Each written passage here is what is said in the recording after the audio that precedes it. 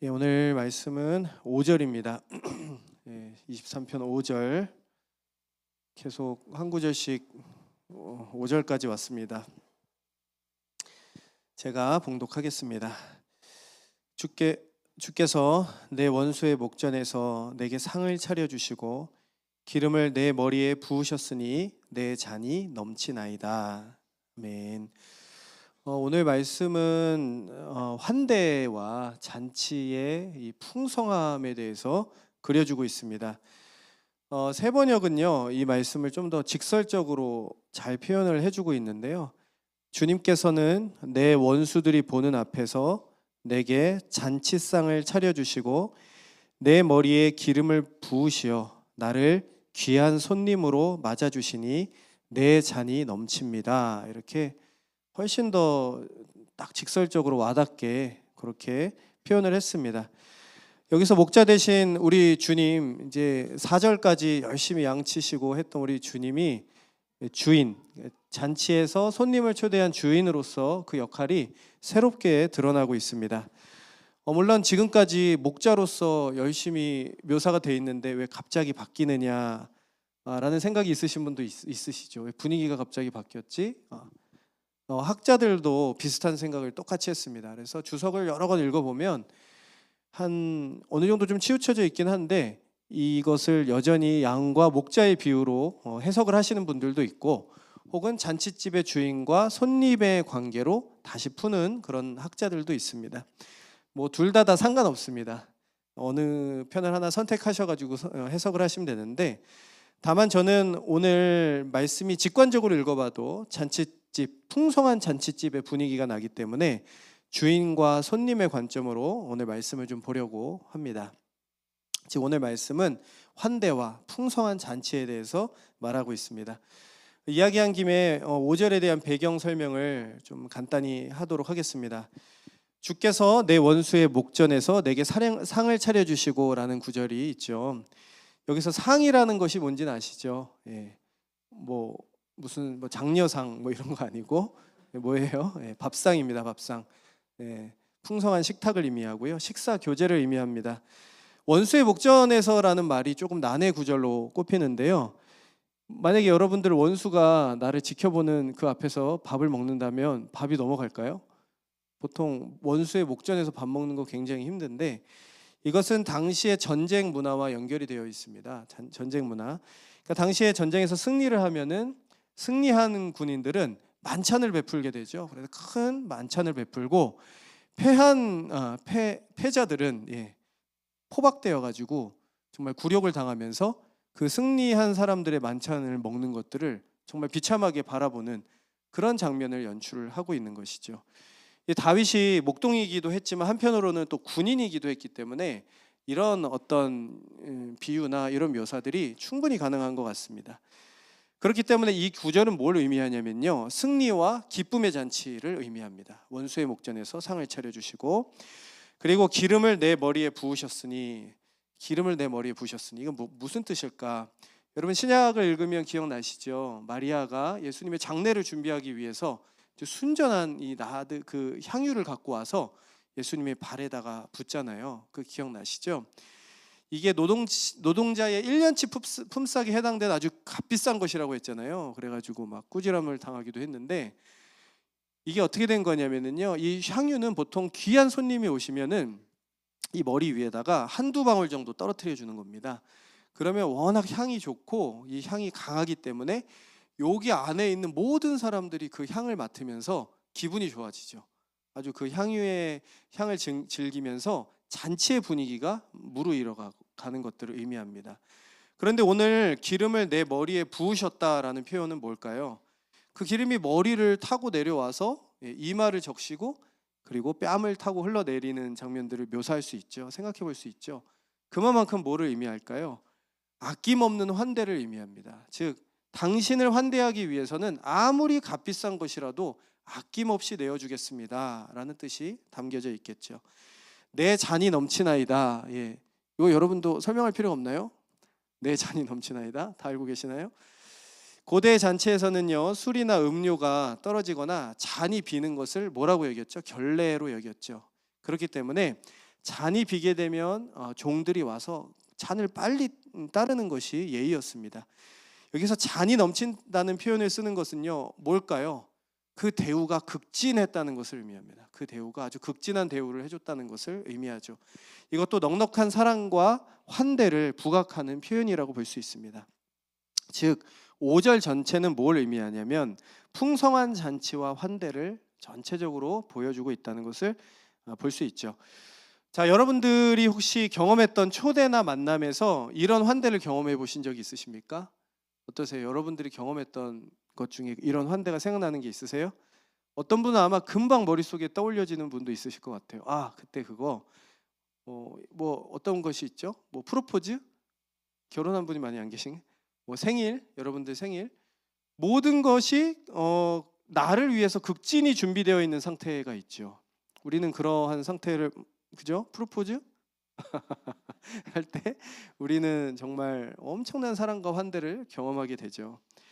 그런데 아무리 생각해도 그런 게 없다라고 하는 분들을 위해서 한 가지 상상을 해보셨으면 좋겠습니다. 이런 상상을 해보죠. 여러분들이 가장 좋아하는 사람이나 가장 존경하는 사람을 머릿속에 한번 떠올려 보시면 좋겠습니다. 뭐 상관없어요. 뭐 진지하지 않아, 이순신 장군 이렇게 하지 마시고 그냥 일상에서 만나실 수 있는 분. 저는 스포츠를 굉장히 좋아해가지고 축구 선수가 머리에 지금 있습니다. 아, 그 사람을 한 명만 만나봤으면 하는 생각이 있는데, 자, 여러분, 그 사람이 여러분을 여러분 집으로 초대한 겁니다. 그 사람이 집으로 여러분을 초대했어요. 자, 여러분 너무 설레는 마음으로 그 집 앞에 도착을 했습니다. 했더니 직접 그분이 앞으로 문 앞에까지 나와서 맞이를 해주는 거예요. 너무 잘 왔다고 손을 잡아주면서 막 흐뭇하죠 벌써. 네, 우리 딸도 있는데 우리 딸에게는 아이유? 네, 우리 딸 표정이 안 좋아. 예, 여러분 온 거예요. 그리고 아침부터 지금까지 음식을 준비했습니다라고 하면서 앞치마로 이마에 땀을 막 닦는 거예요. 그리고 나서 딱 집에 들어갔더니 정말 다 먹을 수 없을 만큼의 풍성한 음식이 차려져 있습니다. 와, 너무너무 진귀한 음식들이 차려져 있고요. 그리고 자리에 앉아서 이런 말을 해요. 이 시간을 오랫동안 기다려왔다고. 그러면서 대화를 나누기 시작합니다. 그러면서 점점 가까워지죠. 그리고 식사를 마치고 난 뒤에 우리 계속해서 가깝게 지내자고 전화번호를 교환합니다. 자, 여러분 너무 행복하지 않으십니까? 상상만 해도 그렇죠. 엄청난 환대와 사랑이죠. 여러분, 환대의 크기를 결정짓는 요소가 두 개가 있습니다. 첫 번째는요, 누가 나를 초대했느냐의 문제고요. 또 하나는 뭘까요? 그 잔치가 얼마나 풍성한가. 이 두 가지로 환대의 크기가 결정이 될 겁니다. 그래서 저는 오늘 이렇게 말씀을 보려고 해요. 첫 번째로 하나님의 잔치는 하나님께서 직접 차려주시는 잔치다라는 것이고요. 두 번째, 하나님의 잔치는 풍성하여 넘쳐 흐른다. 이것을 보겠습니다. 세 번째, 이 잔치가 과연 어떻게 가능하냐, 이 얘기를 좀 보도록 하겠습니다. 첫 번째 보겠습니다.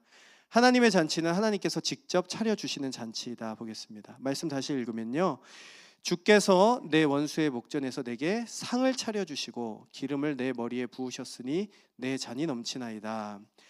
여기서 상을 차려주시고 해서 차리다라는 말은요, 미리 정성껏 잘 준비한다는 뜻을 갖고 있습니다.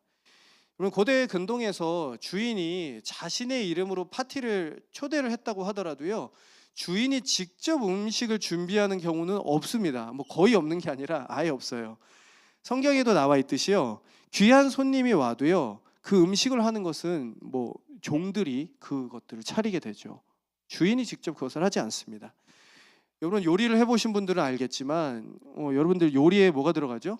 엄청난 노동과 정성이 들어가죠. 엄청난 게 담깁니다, 그 안에.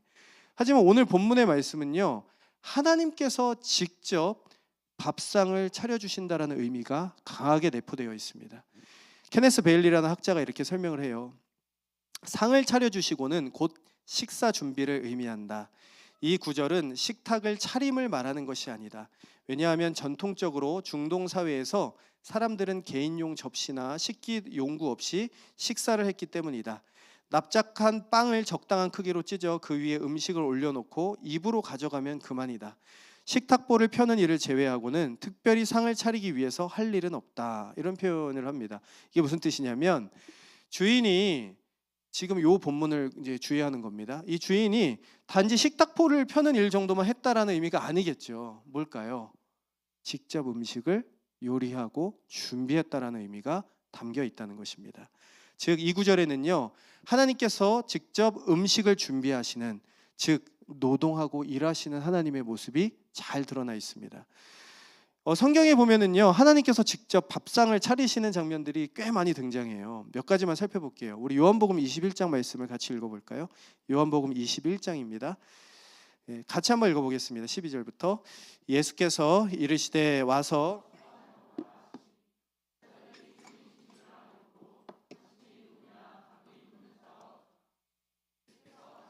떡을 가져다가 그들에게 주시고 생선도 그와 같이 하시니라. 예수님께서 차려주신 밥상입니다. 예수님께서 실패하여 낙담한 제자들을 찾아오셨어요. 그래서 아침을 차려주셨습니다. 조식 서비스를 해주셨는데 숯불을 피우셔가지고 떡을 구워주셨습니다. 여러분, 숯불에 떡 구워 먹으면 진짜 맛있습니다. 꿀도 찍어 먹으면 맛있는데, 잡아온 물고기 갖고 오라고 해가지고 생선도 직접 구워서 먹게 해주셨죠. 여러분들, 고기잡이를 하고 온 제자들이 육체적으로도 매우 피곤했겠지만 사실 이 상태의 제자들은 영혼이 매우 굶주리고 피곤했습니다. 그 영혼이 매우 허기진 상태였죠. 왜냐하면 실패자라는 의식이 강했기 때문이죠. 여러분들, 이 식탁을 처음에 분위기를 한번 생각해 보시겠어요? 처음에는 아마도 침묵이 좀 흘렀을 것 같아요. 무슨 말을 해야 되지? 라는 생각이 있었을 것 같습니다. 하지만 예수님의 배려와 사랑, 내가 너를 끝까지 사랑한다라는 그 얘기들을 계속해서 듣는 중에 이 식탁은 점점 더 풍성해졌을 것 같아요. 물어보시죠. 내가 나를 사랑하느냐? 내 양을 먹여라. 다시 베드로에게 비전과 삶의 소망을 회복해 주시는 이야기들을 계속해서 하시는 것들을 보면서 이 식탁에서 비로소 어떻게 됩니까? 제자들은 풍성함을 경험하게 됩니다. 그리고 그 영혼은 다시 활력을 찾기 시작했을 거예요. 다시 주님을 따르려는 욕구와 욕망들이 생겨나기 시작했을 겁니다. 여러분들, 예수님께서 요한복음 2장에 보면은요, 행하신 첫 표적이 뭐죠? 가나의 혼인잔치입니다. 아시죠? 예수님은 잔치집에 음식을 보충하면서 그 분위기를 띄우는 분위기 살려 하는 분위기를 띄우는 기적을 하셨어요. 예수님의 첫 기적은요, 풍성하게 먹이는 환대의 기적이셨습니다. 여러분, 식탁을 차려주시는 하나님의 모습은 창세기에 가장 풍성하게 드러나는 것 같아요. 하나님은 6일 동안 세상의 모든 것들을 다 창조하셨고요, 그것을 아주 풍성하게 다 꽉꽉 채워 놓으신 다음에 인간을 창조하셨습니다. 그리고 창조된 사람의 입장에서는요, 눈앞에 펼쳐져 있는 이 온갖 식탁을 맛보기만 하면 되는 상황이었죠. 너무 좋지 않습니까? 칼빈은 기독교 강요에서 이렇게 표현합니다. 우리는 이와 같은 사물의 순서에서, 창조된 사물의 순서입니다, 인류에게 보여주신 하나님의 부성애적인 사랑을 깊이 생각하지 않으면 안 된다. 왜냐하면 만약 하나님께서 아담을 불모의 텅 빈 땅에 두셨다면, 또는 빛이 있기 전에 그에게 생명을 주셨다면 아마도 하나님은 인간의 복지를 충분히 마련하지 않은 분으로 보였을 것이기 때문이다. 이렇게 표현합니다. 그렇죠? 하나님은요, 인간의 복지를 풍성하게 마련해 주신 분이셨어요. 모든 것을 풍성하게 갖추어 놓으신 다음에 사람을 창조하셨습니다. 이처럼 하나님은요, 우리에게 풍성하게 차려주기를 원하시는 분이십니다. 하나님은 그런 분이시라는 거죠. 하나님은 최고의 것을 우리에게 주시고서 그것을 보고 기뻐하는 우리를 보면서 기뻐하시는 하나님, 그게 주인의 마음이 아닐까요? 그게 아마 참된 주인의 마음일 것 같습니다. 여러분들, 고대 근동의 신들, 여러분들 설교 중에 들어봤잖아요. 고대 근동의 신들 중에서 피조물에게 직접 밥상을 차려주는 신은 아무도 없습니다. 고대 근동의 신화를 보면은요, 신들의 전쟁이나 분열의 과정에서 인간이 창조가 되거든요. 중요한 것은 인간 창조의 목적은요, 하위 신들이 담당하던 노동을 시키기 위한 것이라고 되어 있습니다. 즉 인간 창조의 목적은요, 신들에게 풍성한 밥상을 한번 차려봐, 야 밥상을 한번 차려봐, 그 일을 시키기 위해서 인간이 창조된 것이죠. 제가 그 내용을 잠깐 읽어드릴게요. 수메르 바벨로니아 전승에 따르면 젊은 신들의 과도한 노동으로 인해 신들이 반란을 일으킨다. 젊은 신들이 좀 하위 신들이 반란을 일으켜요. 이에 고참신 엘릴과 지혜의 신 엔키는 죽은 신의 피와 흙을 섞어 인간을 창조한다. 인간은 본질적으로 노동 대행자, 즉 신의 하급 종복 계층이다. 이렇게 표현되어 있습니다. 인간 창조 목적이 이렇게 되어 있다는 것입니다. 성경에서 말하는 인간의 창조 목적과 정반대라는 것을 볼 수가 있습니다. 여러분들 여기까지 말씀을 들으면 우리 마음속에 두 가지 생각이 왔다 갔다 하는 것을 볼 수 있을 거예요. 우리를 위해서 잔치상을 차려주시는 하나님, 그리고 한편은 뭘까요? 우리에게 잔치상을 한번 차려봐라고 말씀하시는 하나님. 여러분들 마음에는 어떤 하나님이 더 있습니까? 제가 고대 근동의 제사의 모습을 다시 한번 좀 상상하면서 묘사해 보겠습니다. 고대의 미신적인 신들은요, 힘은 갖고 있지만 변덕이 심하고 그래서 도대체 어떻게 행동할지를 알지 못하는 신이었습니다. 인격적인 신이 아니었죠. 그 신의 마음을 달래기 위해서 사람은 최고의 재물을 가져다 바쳐야만 했습니다. 분노한 신들의 마음을 달래기 위해서. 그러니까 고대 신들이 왜 이렇게 분노했는지 잘 모르겠어요. 항상 분노해 있는데 분노한 신들을 달래기 위해서 심지어 자신의 사랑하는 자녀까지도 희생제물로 바치는 일들이 있었습니다. 왜요? 신에게 최고의 상을 차리기 위해서죠. 신들은 그들의 정성과 노력, 재물의 크기를 보고서 응답을 할지 말지를 결정했습니다. 그것이 당시의 신들의 세계였어요. 그런데 우리도 하나님을 생각할 때 이방 신들을 대하는 것처럼 생각하는 경우가 있어요. 우리도 하나님 앞에 우리가 차린 밥상의 정도를 보고서 하나님께서 우리에게 응답하시지 않을까라고 생각하는 것입니다. 저 이만큼 노력했으니까 하나님 응답해 주셔야 됩니다. 저 이만큼 순종의 포인트를 쌓았잖아요. 포인트가 10,000점이 넘었어요. 이제는 현금으로 바꿔도 되지 않을까요? 하나님께 거래를 하는 거죠. 여러분들, 순종이 나쁜 것은 아니지만 우리가 순종하고 있는 하나님이 성경에서 말하고 있는 그 하나님이 맞는지 따져봐야 되겠죠. 나의 순종과 헌신으로 하나님과 거래를 하려고 하는 모든 신도들을 우리가 생각해 봐야 됩니다. 우리는 혹시 그렇게 하나님께 나아가고 있지 않은지 생각해야 됩니다. 여러분들, 우리가 너무나 연약하고 힘들기 때문에 때로는 이렇게 기도하면서 나아갈 수 있습니다. 주님, 저 너무 고통스럽고 힘듭니다. 하나님과 거래하는 기도가 나올 수 있어요. 이번에 안 해주시면 알죠? 끝장이에요. 저 그만둡니다. 기도 다 하잖아요. 그런 기도. 저도 합니다. 저 못해 먹어요. 그런 기도를 할 때가 있잖아요. 여러분들 항상 우리의 무언가를 통해서 하나님과 거래를 시도하려고 하지 않습니까? 하나님 다 알아들으실 겁니다. 우리의 연약함까지도 품어주시니까. 하지만요, 여러분, 우리가 이렇게 계속 기도하고 나아가도 우리의 영혼의 기쁨과 감사가 자라지 않는 이유를 생각해 봐야 됩니다. 그것은요, 어쩌면 우리가 하나님을 밥상을 차려주시는 풍성한 하나님이 아니라 우리가 밥상을 차려서 올려드려야 되는 그러한 미신적인 하나님으로 믿고 있을지도 모르는 거죠. 여러분, 오늘 밤에 우리가 이 부분을 놓고 기도해 봤으면 좋겠습니다. 우리 하나님은요, 우리에게 밥상을 차리라고 요구하신 적이 없어요. 오히려 잔치상을 풍성하게 차려놓으신 다음에 와서 먹어라. 내가 다 차려놨어. 너를 위한 거야. 그렇게 말씀하시죠. 이 말씀이 잘 받아들여지지 않는 분이 있는 걸 압니다. 너무 힘들고 고달프니까요. 하지만 오늘 밤에 이 말씀을 갖고 좀 씨름해 보셨으면 좋겠습니다. 우리를 위해서 풍성한 식탁을 마련해 놓으신 그 하나님을 만나고 싶습니다. 이렇게 좀 기도했으면 좋겠어요. 결론에서 좀 더 이야기를 하도록 하겠습니다. 두 번째로 넘어갈게요. 하나님의 잔치는요, 넘치도록 넉넉하고 풍성하다는 것입니다. 제가 5절 다시 읽겠습니다. 주께서 내 원수의 목전에서 내게 상을 차려주시고 기름을 내 머리에 부으셨으니 내 잔이 넘치나이다. 기름을 머리에 부으셨으니 내 잔이 넘치나이다. 풍성하죠.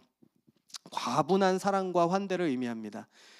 이것이 바로 하나님께서 우리에게 베풀어 주시는 잔치의 두 번째 특징이에요. 우리가 현대 사회를 살아가면서 우리가 공통적으로 가지고 있는 생각이 하나 있을 것 같아요. 뭘까요? 우리의 자격만큼 대우받아야 된다.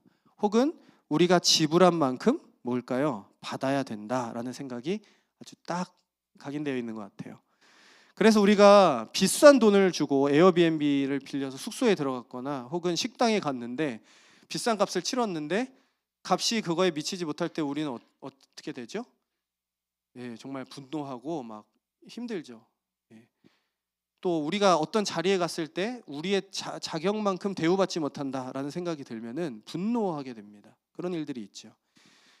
우리는요, 내 자격만큼 대우받아야 한다는 생각이 내면화되어 있기 때문에 그런 것 같아요.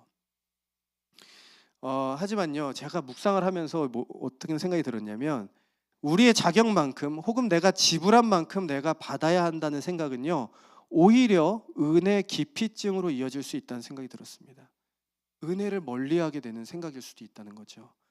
여러분, 우리는 기브 앤 테이크와 실용주의에 너무 젖어들어가지고 하나님이 베푸시는 풍성한 사랑과 환대를 마음 놓고 누리지 못하는 것 같아요. 받지를 못하는 거죠. 우리의 자격만큼만 받을 수 있는 겁니다. 이것을 다른 말로 율법주의라고 부르죠. 율법주의에 물들어 있는 사람은 하나님의 풍성한 식탁을 누리는 것이 어렵습니다. 정말로 어렵습니다. 헨리 나우엔이라는 사람이 있는데, 이 사람의 탕자의 귀향이라는 책을 제가 인용할게요. 이 본인의 경험입니다. 내 삶을 돌아볼 때 남들이 좋아하는 착하고 훌륭한 사람, 타인의 귀감이 되고자 얼마나 열심히 노력했는지 모른다. 죄의 함정을 피하려는 의식적인 노력과 유혹에 지면 어쩌나 하는 두려움이 끈질기게 따라다녔다. 그런데도 내 하나님의 집에 마음 편히 있기가 점점 더 어려워만 갔으니 정말 심각한 문제요, 율법주의의 횡포요, 심지어 광신의 지경에 미칠 지경에 이를 판이었다. 자유와 자원하는 마음과 기쁨이 갈수록 사라졌다. 이렇게 정리를 합니다. 저는 너무 잘 정리한 것 같아요. 율법주의의 횡포죠. 율법을 통해서, 자격을 통해서 은혜를 누릴 수 있다고 생각하는 사람들은요, 결코 평안함을 누리지 못하죠. 하지만 오늘 성경이 말하는 하나님의 은혜는 뭘까요? 계산적이지 않다는 겁니다. 성경이 말하는 은혜는 계산적이지 않아요. 우리는 계산적이지만 하나님의 은혜는요, 우리의 자격만큼 주어지는 것이 아닙니다. 오히려 자격이 넘치게, 우리보다 훨씬 더 넘치게 부어주시는 것이 하나님의 사랑이지요.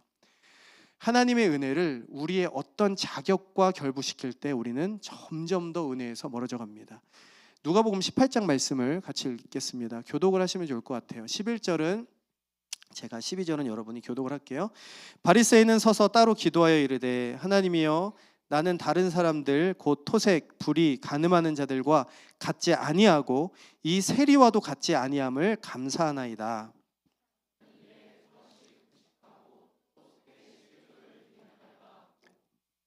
세리는 멀리 서서 감히 눈을 들어 하늘을 쳐다보지도 못하고 다만 가슴을 치며 이르되, 하나님이여, 불쌍히 여기소서, 나는 죄인이로소이다 하였느니라.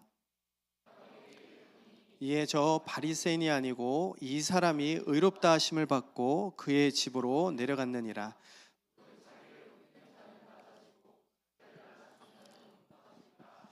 아멘.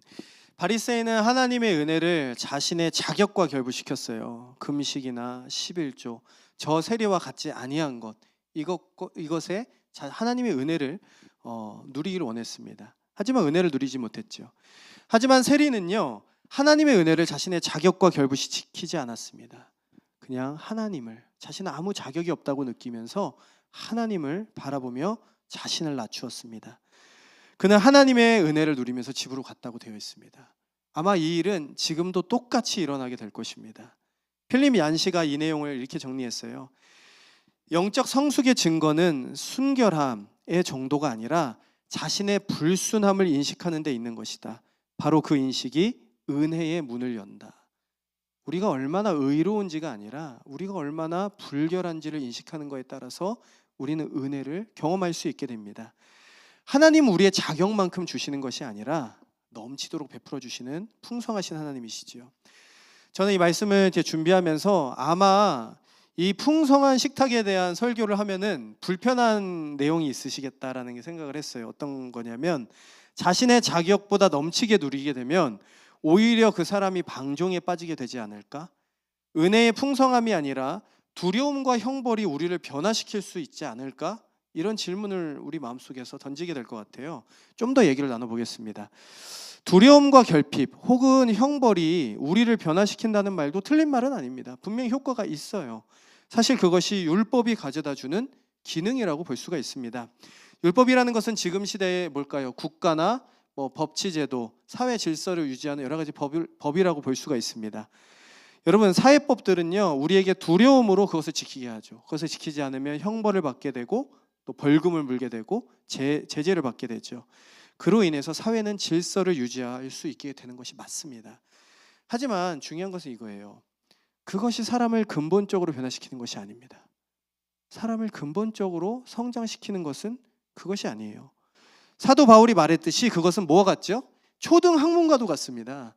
있어야 돼요. 있어야 되는 것이 맞습니다. 하지만 그것은 초등 학문과도 같아서 죄를 깨닫게 하고 사회 질서를 유지하는 기초적인 원칙인 되지만 우리 인생을 근원적으로 변화시킬 수 있는 힘을 가진 것이 아니라는 것이죠. 사람이 변화되고 성장하는 데는요, 법 이상의 것이 필요합니다.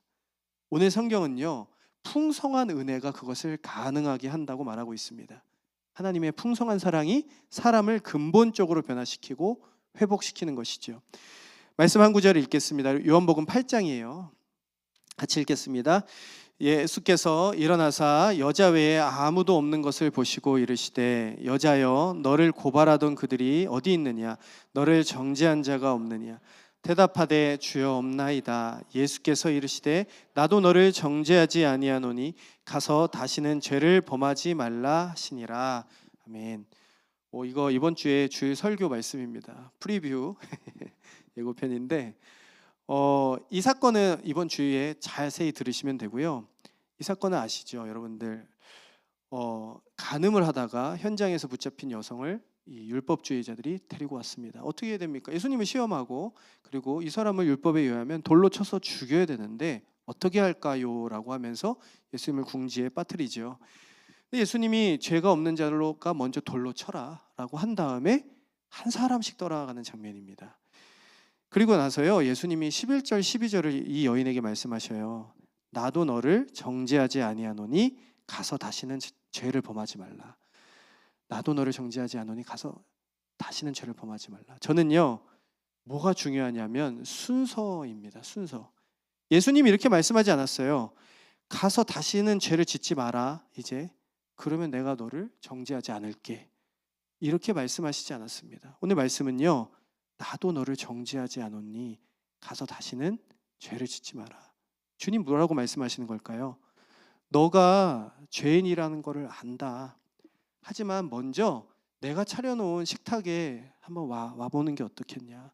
먼저 풍성한 사랑을 한번 경험하고 맛봤으면 좋겠어. 그래서 너가 이것을 풍성히 맛봄으로 인해서 다시는 그 죄에 빠지지 않았으면 좋겠다. 너가 자격이 없다고 생각하는 걸 잘 알아. 하지만 나는 너에게 풍성한 식탁을 선물해주고 싶다. 우리 주님은 지금 그렇게 말씀하고 계시는 거죠. 오늘 말씀이 그렇습니다. 너는 죄인이지만 내 식탁에 참여한 손님이야. 이렇게 말씀하십니다. 여러분들 그 영화 보셨어요? 레미제라블? 비슷한 장면이 나오죠. 뮤지컬도 있고 영화도 있습니다.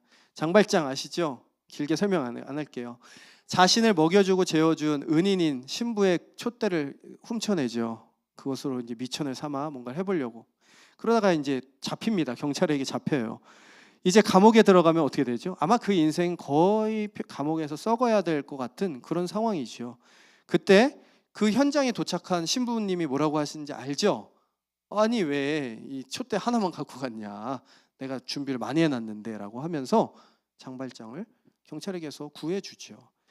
여러분들 그 리암 리슨이 나오는 그 영화 보셨습니까? 제가 그 영화를 너무 감동 깊게 봤어요. 그때의 리암 리슨의 눈빛을 한번 보세요. 멍하기도 하고 도대체 나에게 왜 이런 사랑이 베풀어졌지 하는 그 눈빛 연기를 잊을 수가 없습니다. 제가 그 눈빛에 회심과 의지, 변화 모든 게 다 담겨 있어요. 눈빛으로 다 연기를 해요. 계속 클로즈업 하거든요, 눈빛을.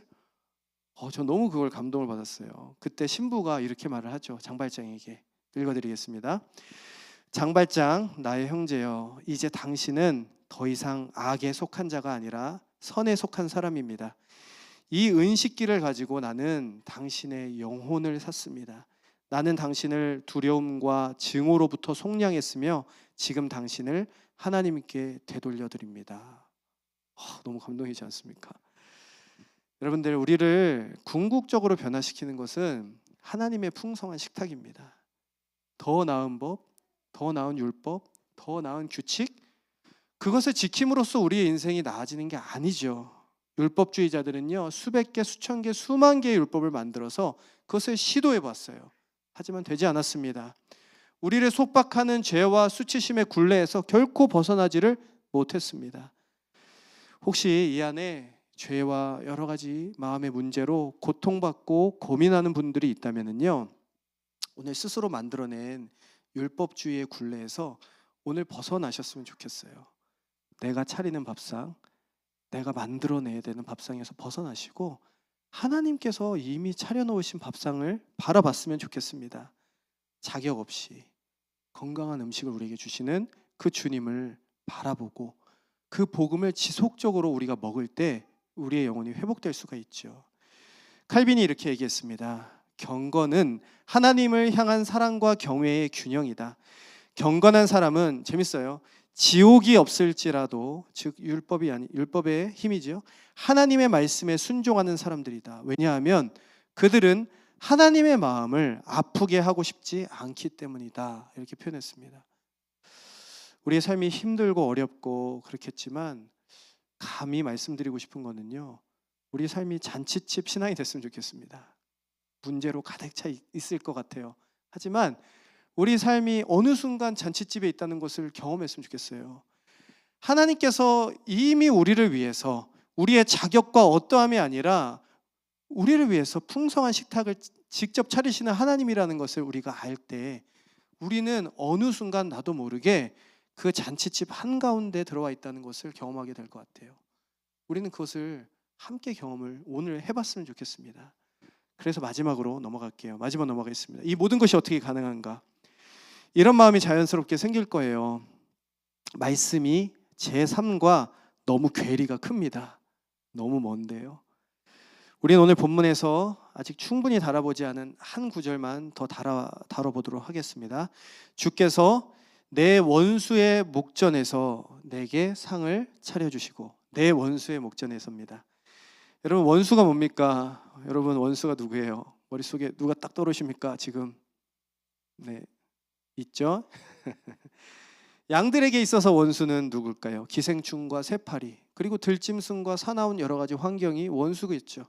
군인에게 있어서 원수는 적군일 겁니다. 생사가 오가는 전쟁터에서의 적군, 원수죠. 우리의 영혼에게 있어서 원수는 누구죠? 마귀죠.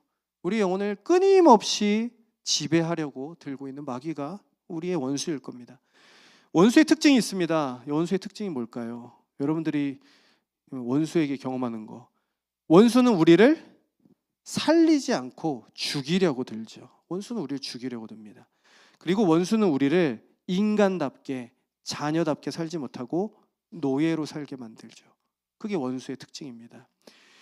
우리에게 풍성한 밥상을 차려주시는 참된 주인과 정반대예요. 그래서 예수님이 이렇게 말씀하십니다. 우리 같이 읽어볼까요? 요한복음 10장. 도둑이 오는 것은 도둑질하고 죽이고 멸망시키려는 것뿐이요, 내가 온 것은 양으로 생명을 얻게 하고 더 풍성히 얻게 하려는 것이라. 정확하게 표현되어 있죠. 우리 원수는 우리를 죽이고 멸망시키는 것이고요, 우리 주님은 우리를 살리시기 위해서 오신 겁니다. 여러분, 풍성한 잔치의 끝무렵을 생각해 봅시다.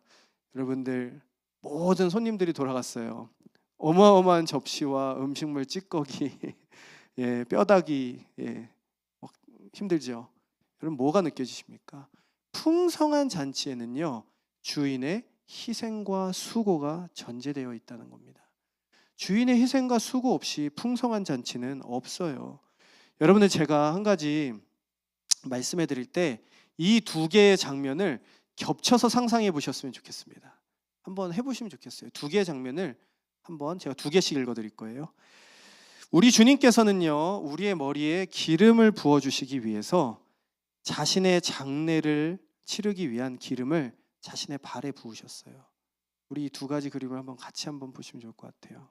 여러분의 풍성한 그 기름, 그 향유옥합의 그 즐거움, 우리 주님이 장례를 위해서 발에 그 기름을 붓고 계십니다.